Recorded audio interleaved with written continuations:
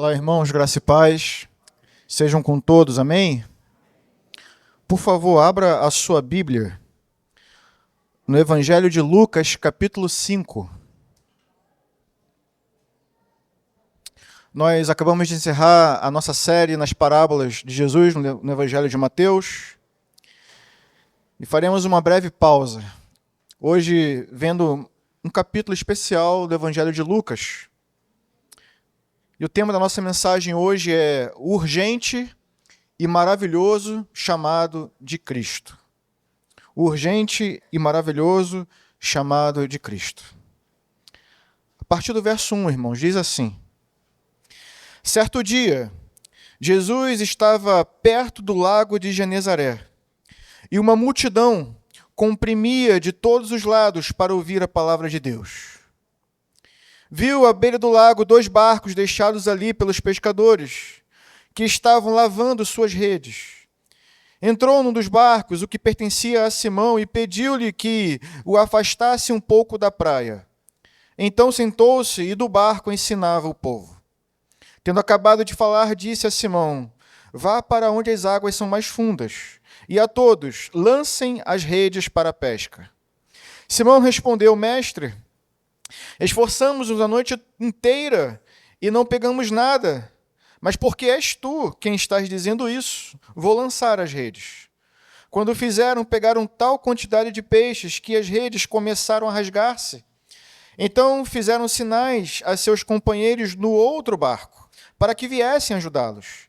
E eles vieram e encheram ambos os barcos ao ponto de começarem a afundar. Quando Simão Pedro viu isso, prostou-se aos pés de Jesus e disse: afasta-te de mim, Senhor, porque sou um homem pecador.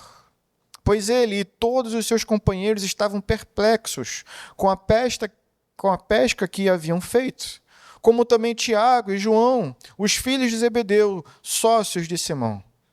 Jesus disse a Simão: não tenha medo, de agora em diante você será pescador de homens. Eles então arrastaram seus barcos para a praia, deixaram tudo e o seguiram.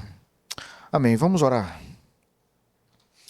Pai nosso, ó Deus, ainda em Tua presença, queremos rogar ao Senhor, ó Deus, que, mediante a Tua palavra, fale aos nossos corações. Abre, ó Deus, corações e mentes. Dai-nos, ó Deus, uma sensibilidade para entender a urgência dessa palavra. E que assim, ó Deus, possamos sair daqui transformados e movidos a viver de acordo com a Tua palavra. Como foi dito aqui, ó Deus, como foi orado, que não seja a voz do pregador, mas a Tua voz falando aos corações. Ó Deus, o pregador é incapaz, mas o Teu Espírito, Deus, pode todas as coisas. Então fala aos corações, em nome de Jesus oramos. Amém e amém. Irmãos, há momentos na nossa vida, em que percebemos finalmente que algumas coisas demandam certa urgência. Uma urgência que nenhuma distração que possamos colocar diante dos nossos olhos ou em nossos ouvidos é capaz de suprir. Às vezes somos surpreendidos por problemas familiares, por diagnósticos, e nos colocamos diante da necessidade de definirmos as nossas prioridades. E nenhuma prioridade pode superar a urgência de tomar uma decisão em favor de Cristo antes que nos chegue o dia da nossa morte. Infelizmente, muitos homens tentam viver os seus dias ignorando essa realidade. Hoje vivemos em um tempo cheio de entretenimentos. Colocamos telas diante dos nossos olhos para não enxergar a verdade. Colocamos fones em nossos ouvidos para não ouvir a verdade. Alguns se recusam até mesmo a frequentar funerais para não enxergar a verdade. Que a morte é uma realidade, que nós precisamos lidar com ela da maneira certa. E a maneira certa, irmãos, é olhando para Cristo, aquele que veio para nos dar vida e vida em abundância. O homem moderno ainda assim tenta preencher os seus dias, tenta preencher esse senso de urgência, o seu vazio interior, das mais diversas formas possíveis. Mas o vazio continua lá. O lembrete e a necessidade de Cristo continuam lá. Ainda que você feche os olhos para ela, a urgência permanece. O texto que Lucas coloca diante de nós mostra uma multidão, irmãos, que enxergou essa urgência. E eu quero começar falando sobre isso. A urgência que moveu a multidão até Cristo. Veja o versículo 1 mais uma vez. O texto diz: certo dia, Jesus estava perto do lago de Genezaré e uma multidão o comprimia de todos os lados. Eu queria lembrá-los, aqui Lucas está nos mostrando ainda o início do ministério de Jesus. Ele sequer tinha seus discípulos ainda, mas o contexto mostra que Jesus já tinha passado por algumas cidades, já tinha passado por Nazaré, já tinha passado por Cafarnaum, e agora Lucas nos diz que ele estava nas redondezas do lago de Genezaré, também chamado de Mar da Galileia, tamanho a grandeza desse lago. E o fato, irmãos, é que Jesus estava nessa região e estava pregando ali. E o texto nos diz que uma multidão se formou ao redor de Jesus. O texto nos diz que as pessoas estavam seguindo a Jesus, cercando e comprimindo Jesus de todos os lados. Por quê? O texto nos diz: porque queriam ouvir a palavra de Deus. Lucas nos mostra que aquelas pessoas tinham uma fome, uma sede de Deus. Elas estavam em busca de alguém que finalmente pudesse saciar essa fome, pudesse saciar essa sede. E foi por causa dessa necessidade, foi por causa dessa urgência que eles foram até Cristo. Essa urgência os levou até Cristo. E, irmãos, vejam, Cristo supriu a necessidade que havia em suas almas. A urgência das almas moveu a multidão até Cristo. Mas percebam, foi a compaixão de Cristo que moveu ele até as multidões. Os evangelhos mostram isso. Jesus olhava para as multidões e se compadecia delas. Aos olhos de Cristo, as pessoas, as multidões eram como ovelhas sem pastor. Mas ele, como bom pastor, ia de cidade em cidade, do deserto aos lagos e aos mares, das montanhas aos vales, procurando em cada lugar e em todo momento as ovelhas perdidas no meio de Israel. Movido por quê? Por um profundo amor pelas almas, por compaixão pelas almas. Jesus ia de lugar em lugar, procurando as ovelhas perdidas. A urgência foi o que moveu Cristo na direção da multidão. Jesus pregava, irmãos, para mostrar aos perdidos o caminho da salvação. Jesus pregava para mostrar aos pecadores o caminho do perdão. Jesus pregava, irmãos, para mostrar aos inimigos de Deus que nele, por meio dele, é possível haver paz e reconciliação com Deus. Essa era a urgência da pregação de Cristo. Urgência que moveu Cristo na direção da multidão. Mas, infelizmente, nem todos reconhecem a urgência da sua pregação. Nem todos reconhecem a urgência da nossa pregação. Como eu falei anteriormente, as pessoas insistem em seguir suas vidas, como se não houvesse um julgamento a vir, como se não fôssemos em algum momento prestar contas de tudo que estamos fazendo nessa vida, como se não houvesse uma vida no porvir. Mas Jesus veio anunciar isso, essa realidade, veio colocar diante de nós essa urgência, tirar de nós a cegueira, a fim de que possamos responder da maneira adequada à mensagem que Ele nos veio entregar. Vejam, irmãos, nem todos os pecadores reconhecem que precisam de perdão. Nem todos reconhecem que precisam de salvação. Não sentem a urgência, não veem a necessidade da nossa pregação. Veja, por exemplo, o caso desses pescadores. Me acompanhe no versículo 2. Jesus viu à beira do lago 2 barcos, deixados ali pelos pescadores que estavam lavando suas redes. Entrou num dos barcos, o que pertencia a Simão, e pediu que o afastasse um pouco da praia.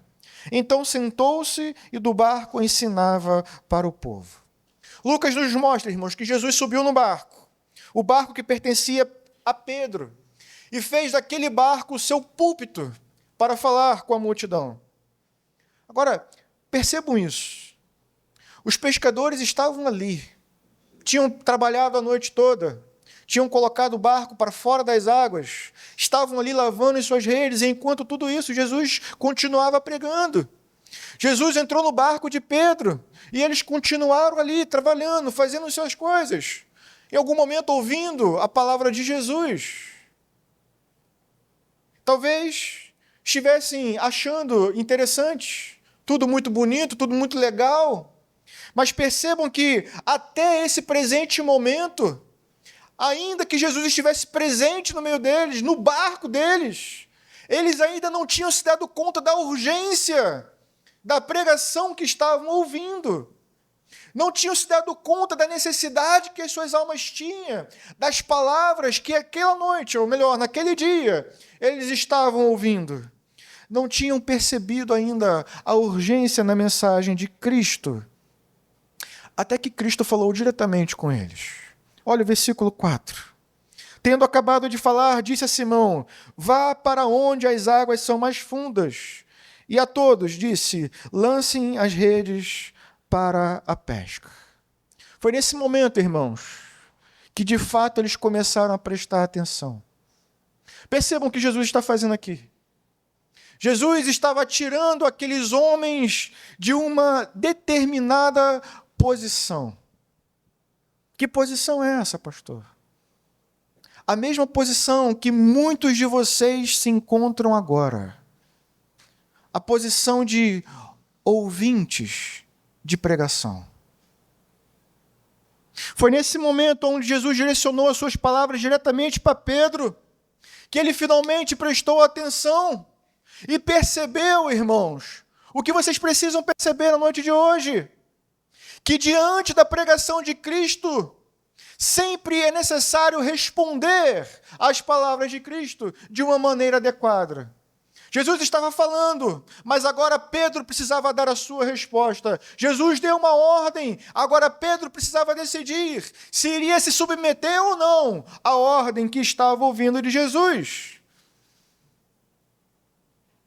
Mas veja, a situação era constrangedora, porque, irmãos, eles eram os trabalhadores experientes, eles eram os pescadores, e Jesus era o quê? Um carpinteiro, um mestre. Nós podemos ouvir Jesus nos ensinando, porque ele é o mestre, mas nos ensinando a pescar, nós que somos os peritos, nós que somos os pescadores, pescar de dia em águas profundas não era a maneira adequada de fazer o trabalho, mas era justamente o que Jesus estava pedindo. Então, naquele momento, eles precisavam decidir se iriam confiar em si mesmos e na sua própria experiência, na sua maneira de fazer as coisas, na sua forma de tocar a vida, ou se eles iriam submeter a decisão aos cuidados de Cristo. Vejam, os barcos já estavam na areia, as redes já estavam sendo lavadas. E o que Cristo estava mandando é que eles simplesmente, ao invés de irem para casa descansar, voltassem a trabalhar. Vejam, era chegada a hora de Pedro responder ao sermão. Calma, que ainda não chegou a sua hora. Vai chegar. Mas era o momento de Pedro responder ao sermão. Veja como ele responde. Versículo 5. Simão respondeu: Mestre, Esforçamo-nos a noite inteira e não pegamos nada. Mas porque és tu que estás dizendo, vou lançar as redes. É difícil, irmãos, entender a resposta de Pedro, eu diria. A gente não tem o tom das palavras de Pedro. Por isso eu diria que a resposta de Pedro é estranha. Ao mesmo tempo é surpreendente. Porque, em primeiro lugar, veja, ele chama Jesus de mestre. A palavra que Lucas usa aqui, traduzida no nosso idioma como mestre, é epistates. Uma palavra grega que era usada para se referir a uma autoridade superior, a um comandante superior, ao governante de uma cidade. É essa palavra que Pedro está utilizando para se referir a Cristo, como seu superior, como seu mestre. Uma palavra que nos faz entender que Pedro estava se submetendo à autoridade de Jesus, pelo menos em palavras. Mas então ele continua, e aí a coisa fica um pouco estranha, porque ele começa a ponderar a ordem de Jesus. Aparentemente, poderíamos dizer que em um ato de insubordinação. Veja, ele diz mestre, mas logo em seguida justifica. Nos esforçamos a noite inteira, trabalhamos a noite inteira, e nós que somos pescadores experientes não conseguimos pescar nada. Como quem diz, trabalhamos até aqui, e continuar trabalhando vai ser inútil.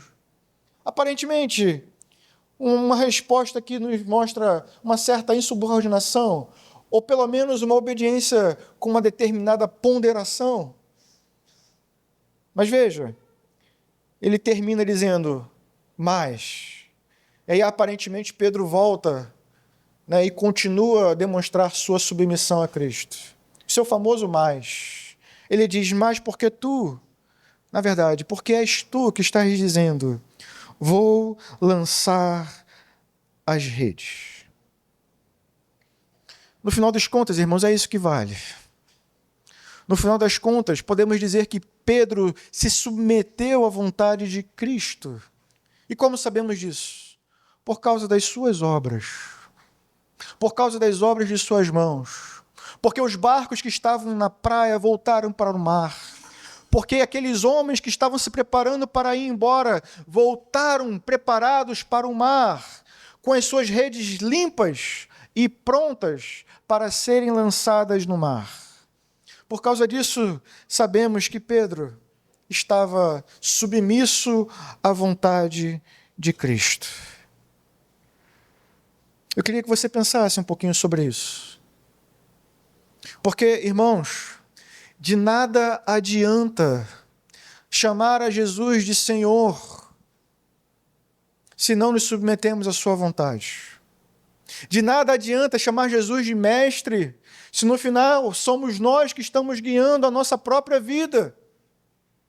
De nada adianta dizer essas palavras lindas e belas se no final estamos agindo como aquele filho que estudamos aqui, que diz que vai obedecer, mas na prática não obedece, faz a sua própria vontade.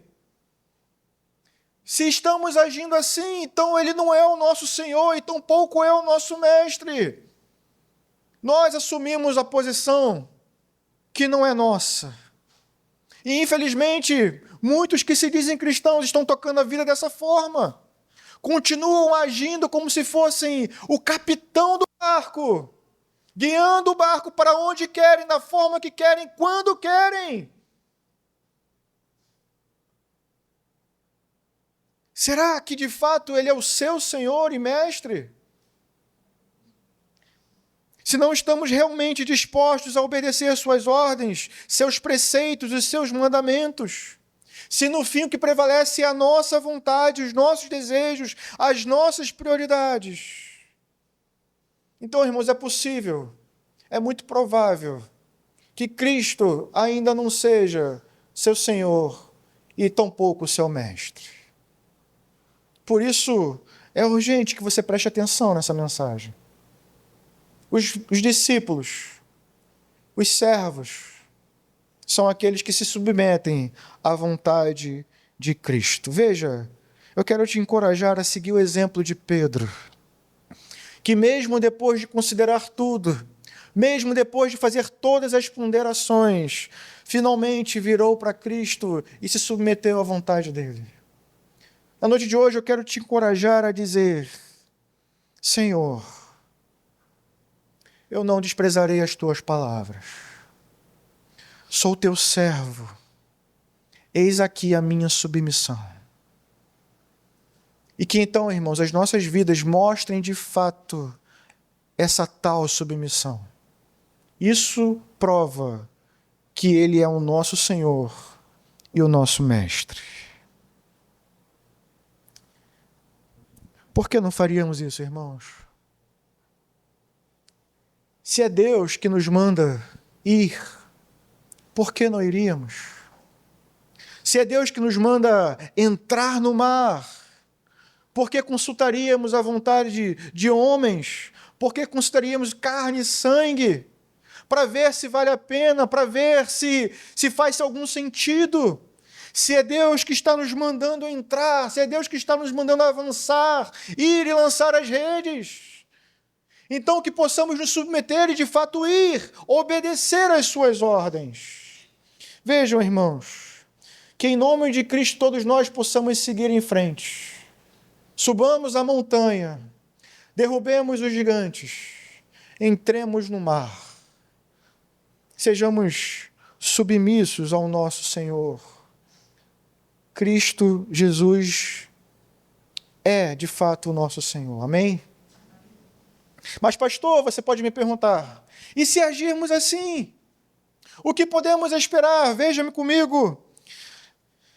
O versículo 6, o texto nos diz: quando o fizeram, ou seja, quando obedeceram, quando se submeteram, quando fizeram a vontade de Cristo, pegaram tal quantidade de peixes que as redes começaram a rasgar-se. Então fizeram sinais a seus companheiros em outro barco, que viessem ajudá-los, e eles vieram e encheram ambos os barcos, ao ponto de começarem a afundar. Irmãos, que ninguém entre nós ouse duvidar que o melhor lugar para se estar é no centro da vontade de Deus. Que nenhum de nós ouse duvidar que o melhor lugar para se estar é no lugar da obediência irrestrita e incondicional à sagrada palavra de Deus. Vejam, um milagre. Foi isso o que eles experimentaram, foi isso que aconteceu, era isso que estava diante deles.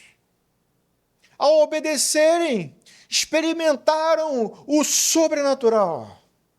Mas vejam, irmãos, o que estava diante deles era muito mais do que isso. Muito mais do que um milagre. O que Pedro viu naquele dia foi um vislumbre da glória de Cristo. Pedro percebeu algo, irmãos, que nós precisamos perceber hoje também. Pedro percebeu algo além do milagre. Pedro viu aquele que é poderoso para operar os milagres.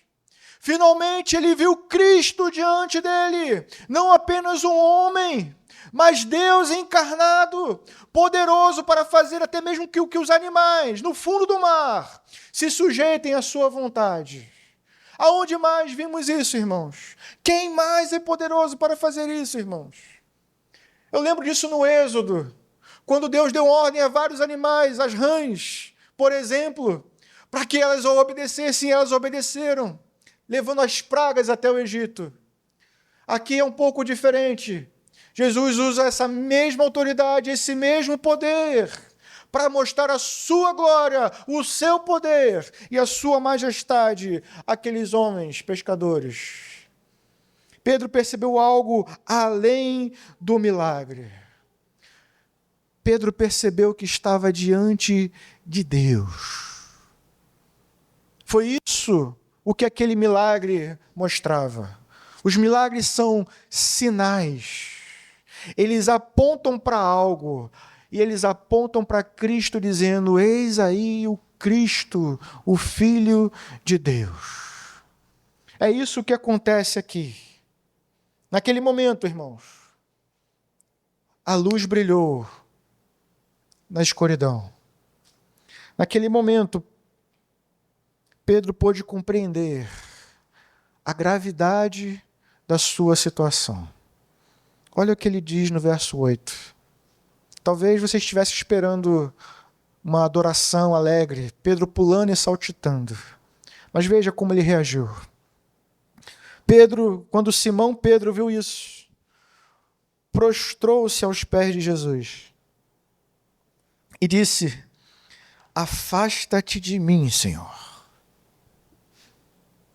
Afasta-te de mim, porque sou um homem pecador.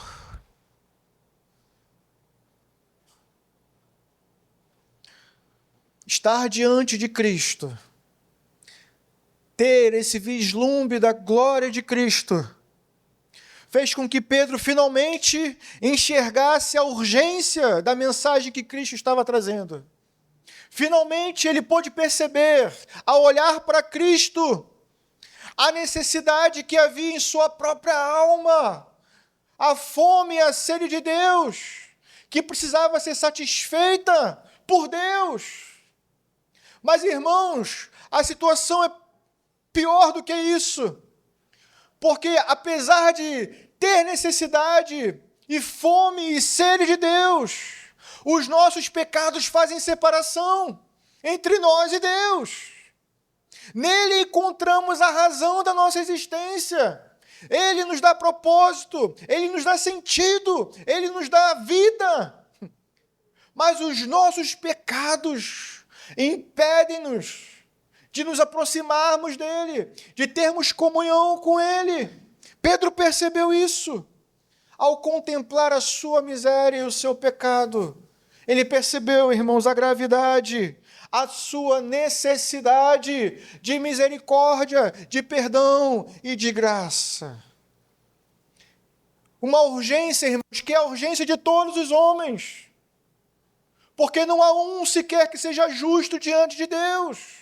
Todos pecaram, todos estão separados, todos precisam dessa graça, precisam dessa misericórdia. Mas muitos insistem em não reconhecer. E, portanto, são os mais miseráveis entre os homens. Vejam, Pedro viu isso, irmãos, e veja, a atitude de Pedro, infelizmente, é a mesma de muitos. Ao invés de correr para os pés de Cristo, Pedro quis fugir de Cristo, seguindo o exemplo de Adão. Depois de pecar, de se rebelar contra Deus, se viu culpado diante de um Deus santo e justo e fez aquilo que provavelmente é a tendência de todos nós, querer fugir da presença de Deus. Quem fez isso foi Caim. E o destino de Caim foi o pior possível. Veja, Cristo tem compaixão por nós. Cristo tem compaixão pela sua alma. E o que Ele não quer é que você tome esse tipo de atitude, que você o rejeite a oferta que Ele tem para você. Pedro disse: afasta-te de mim, Senhor. Mas Jesus disse: não temas. Não temas. Vejam, irmãos, que bendita graça há em Cristo Jesus. Cristo, irmãos, é a resposta de Deus para os pecadores. Cristo é a resposta de Deus para a sua vida. Cristo é a resposta de Deus a todos aqueles que estão perdidos, que estão buscando encontrar propósito e sentido às suas vidas. Pedro pediu para Cristo se afastar, mas o que Cristo faz, irmãos, fez por Pedro e faz por nós, é estender a sua mão e nos atrair ainda mais para perto de si. Podemos ouvir a sua voz dizendo a todos nós: não temas. Não temas. Nele, irmãos, e somente nele os pecadores encontram graça, misericórdia e perdão. Nele está a verdadeira vida, a verdadeira esperança. A salvação, irmãos, se manifestou. Por meio dele, e somente por meio dele, é que podemos finalmente nos aproximarmos de Cristo e experimentar a preciosa bênção da sua comunhão. Tudo, se Cristo nos diz não temas, tudo que eu e você podemos dizer é: Senhor, não desprezarei as tuas palavras. E então que sigamos em frente, irmãos. A urgência foi o que moveu a multidão até Cristo. Essa mesma urgência foi o que moveu Cristo até a multidão. Mas essa mesma urgência, irmãos, é o que nos envia em uma gloriosa missão. Veja o versículo 10. Jesus disse a Simão: não tenha medo. De agora em diante, você será pescador de homens. O que esse texto nos mostra, irmãos, é que o encontro com Cristo não termina apenas com perdão. O encontro com Cristo, ele termina com uma missão. Eu e você, assim como Pedro, somos comissionados por Cristo. Nós que experimentamos a sua graça, nós que experimentamos a sua misericórdia, nós que experimentamos o seu perdão, grandioso perdão, precisamos ter também a urgência diante de nós, de ir e anunciar às multidões que eles também precisam de Cristo, que eles também precisam experimentar essa mesma graça, essa mesma misericórdia. Me acompanhe, abra sua Bíblia em 1 Pedro, capítulo 2.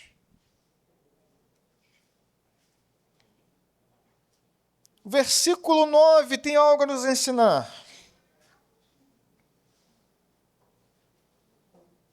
Isso é para você, apenas para você, que foi alvo dessa graça, dessa misericórdia, desse perdão, desse grandioso amor. Veja o que Pedro, irmãos, nos diz. Vocês, porém, são geração eleita, verso 9, sacerdócio real, nação santa, povo exclusivo de Deus. Vocês podem dizer amém? Para quê, irmãos? Para anunciar as grandezas daquele que os chamou das trevas para a sua maravilhosa luz. Antes vocês nem sequer eram povo, mas agora são povo de Deus. Não haviam recebido misericórdia, mas agora a recebem. Portanto, irmãos, se você foi experimentado por essa graça, se você foi alcançado, se você é povo, a urgência também é sua, de ir e anunciar a eles a preciosa e grandiosa salvação que há no nome do Senhor Jesus. Essa urgência tem que fazer os nossos corações queimar. Nossa alma deve desejar proclamar o nome dele a todos que ainda não ouviram. Afinal de contas, irmãos, como ouvirão se não há quem pregue? Eis aqui os pregadores. Aqueles que conheceram a Cristo agora são comissionados por ele a irem e a ensinarem o único e verdadeiro caminho. Essa urgência, irmãos, determinou a conduta de Cristo e também deve determinar a conduta do povo de Cristo. Pela graça de Deus, irmão, Jesus continua chamando homens pecadores, mulheres pecadoras, homens imperfeitos, mulheres imperfeitas, como Pedro também era. Não se esqueçam que Pedro ainda teria um caminho muito longo a trilhar. Chegaria ao ponto de negar o Cristo. Mas aqui, irmãos, vemos a graça, porque Cristo sabia de tudo isso e ainda assim o chamou. Cristo sabe de tudo isso e ainda assim nos chama a sermos seus discípulos. O chamado também é nosso. Mas veja que tem um custo. O texto termina dizendo, versículo 11, então eles arrastaram os barcos para a praia, deixaram tudo e o seguiram. Vou repetir. Deixaram tudo e o seguiram. Os discípulos são chamados a isso. A calcular o custo do discipulado. Não é fácil, mas é o chamado de Cristo para nós. E veja, talvez você não tenha entendido isso ainda, mas os barcos, as redes, eram a fonte de subsistência daqueles homens. Era um negócio daqueles homens. Era o que ocupava aqueles homens. Mas tamanha foi a confiança deles, de que estavam diante do próprio Deus, que consideraram tudo como perda, para seguir a Cristo e fazer dele o seu tudo, o seu supremo tesouro, como dizia Jonathan Edwards. O nosso problema, irmãos, é que infelizmente não enxergamos as coisas da mesma maneira. Colocamos o peso errado nas coisas erradas. Confundimos o que é eterno com o que é temporário. Trocamos a glória do nosso Cristo pelos prazeres mundanos. Que Cristo tenha misericórdia de nossas vidas, irmãos. Que possamos finalmente ter os nossos olhos abertos e contemplar essa glória que há em Cristo, a ponto de podermos dizer, como Paulo, considero tudo como perda. Considero tudo como perda para ganhar a Cristo. Ah, irmãos, que esse seja o desejo do nosso coração, que possamos ser movidos por essa paixão, por esse amor por Cristo. Porque essa compaixão e esse amor foi com que fez que ele deixasse o seu reino e viesse até nós, fazendo-se homem como nós, sujeito às mesmas coisas que nós, contudo sem pecar como nós. Jesus, irmãos, deixou o seu reino, abriu mão de tudo para que pecadores pudessem ser encontrados, perdidos pudessem ser achados. Tamanha é a urgência da sua mensagem para nós. Eu quero terminar essa mensagem fazendo uma pergunta para você, apenas uma pergunta. A pergunta é essa: a sua alma tem sede de quê? Você tem fome de quê? Existe um vazio no interior de todos os homens. E esse vazio é do tamanho de Deus. O que significa que somente um Deus eterno pode preencher a fome e a sede que existe em você. Você pode sair daqui hoje decidido a continuar trilhando a vida do seu jeito, buscando nos prazeres da vida encontrar satisfação para a sua alma, buscando se ocupar com as coisas dessa vida, tentando não enxergar a realidade, que é a sede e a fome que existem em sua alma. Mas a verdade continua sendo clara. Somente Cristo pode satisfazer a fome e a sede que existe em nossos corações. Cristo, e somente Cristo, pode nos conduzir a uma vida plena. Portanto, o meu apelo é que você entenda essa urgência e olhe para Cristo como Pedro olhou, reconhecendo sim que é pecador, mas se jogando aos pés do seu Salvador e dizendo: Senhor, tenha misericórdia da minha vida, faça-me viver de acordo com o teu chamado, com o propósito de Deus para a minha vida.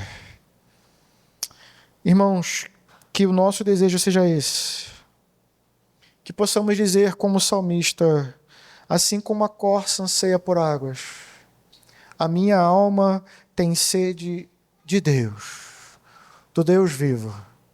E que em Cristo você possa encontrar a resposta de Deus para a necessidade do seu coração. Ele é o pão vivo que desceu do céu, a água que jorra e jamais acaba. Vamos orar.